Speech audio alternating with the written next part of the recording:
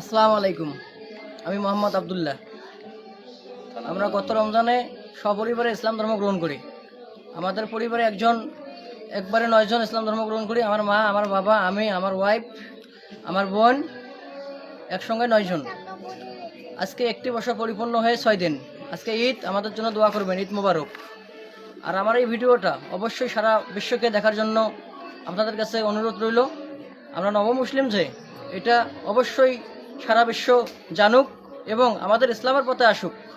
ইসলামের যে এত শান্তি, আমরা নবমুসলিম, আমরা যখন হিন্দু ছিলাম আমরা সঠিকটা জানি নেই, আজকে আমরা সঠিকটা জানি। এই জন্য আমাদের হৃদয়ে এত শান্তি।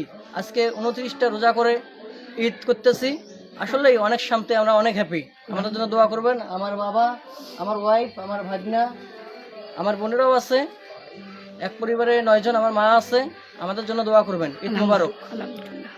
আসসালামু আলাইকুম, ভালো থাকবেন।